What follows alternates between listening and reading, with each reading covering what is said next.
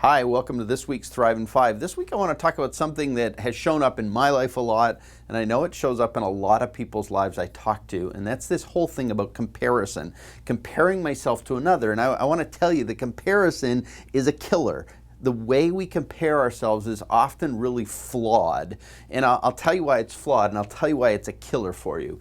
Because often when we're comparing ourselves to another person, whether it be a person in terms of their personal lives, it might be a professional comparison, and we're looking at someone we know who has achieved some inordinate success, we tend to compare ourselves to them based on a weird thing, and that is we look at them from the perspective of our backstage, the dirty laundry stuff, how screwed up we are, how frustrated, how difficult our lives is and complex, and we're trying to figure it out. So we look at them through the perspective of what's happening behind the scenes for us, but we only see them from the front stage of what they're putting out there. So what often is wrong with this is we're not actually comparing based on what's happening back in their dirty laundry and back in the hidden recesses of their lives. We're only viewing it in terms of what they're prepared to show and explain. And much of what we know that other people show and explain is a very much a structured representation of themselves. People don't generally put in front of others all the stuff that's messed up. And so when you begin comparing your backstage to their front stage, it's a faulty comparison. So if you compare yourself based on the fact that somebody drives a specific car, that means nothing. Somebody drives just because somebody drives a specific car does not mean they're wealthy. It just means they drive that specific car.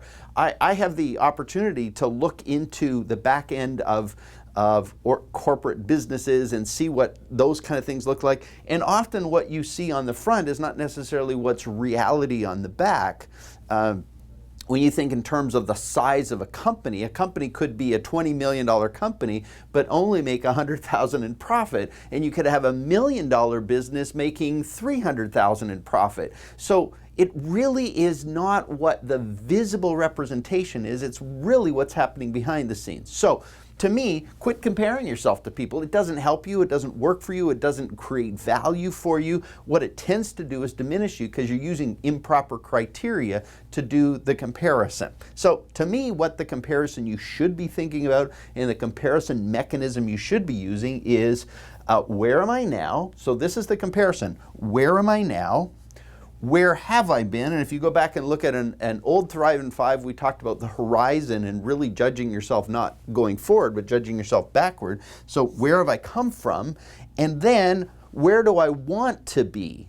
And as you compare yourself from where you've come from to where you are now to where you want to be, then you can make decisions about what's it going to take to get there, what might be keeping you from getting there, and how you're going to get there. That's where effective comparison happens against your own structure, against your own success, against your own metrics, because you know backstage, you understand the reality of your situation, where when you're comparing to other people, you're only seeing the facade of what you think's going on. So I hope this helps. Comparison is the killer. Quit comparing to other people. Now, one caveat. There is value sometimes in different industries or business structures, understanding what are the comparables. So what are things that are reasonable comparisons in a certain type of business? So in a certain type of business, the profit margins might generally be in the 10% range. So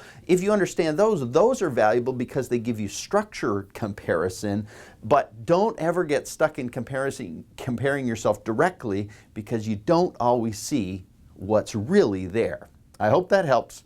We'll talk to you next time.